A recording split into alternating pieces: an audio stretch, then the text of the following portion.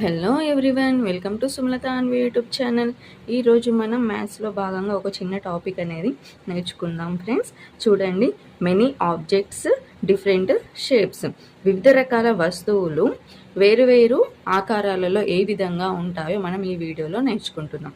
ఈ ఆకారాలు అనేవి చాలా చాలా ఇంపార్టెంట్ ఫ్రెండ్స్. చూడండి, క్యూబాయిడ్ అంటే దీర్ఘఘనం. దీర్ఘఘనం అనేది ఇట్లా దీర్ఘ చతురస్రాకారంలో ఉంటుంది మనకు.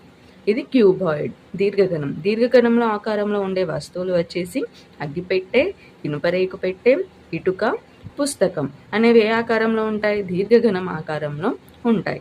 నెక్స్ట్ సమఘనం. సమఘనాన్ని ఇంగ్లీష్లో క్యూబ్ అంటాం. క్యూబ్ అనేది మనకి ఈ విధంగా చతురస్రాకారంలో ఉంటుంది. దీనిని మనం ఏమంటాం? క్యూబ్ అంటాం, సమఘనం అంటాం.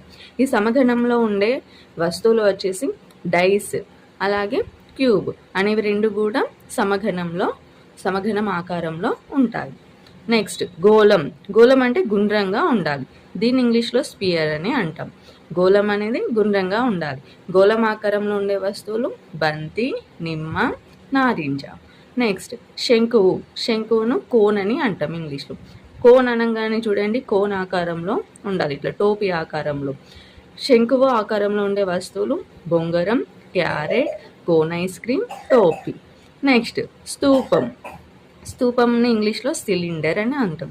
ఇది స్తూపం ఆకారం, ఈ విధంగా ఉంటుంది స్తూపం ఆకారం. స్తూపం ఆకారంలో గల వస్తువులు డ్రమ్ము, టూత్పేస్ట్, కొకోటిన్, ఫ్లూట్కర.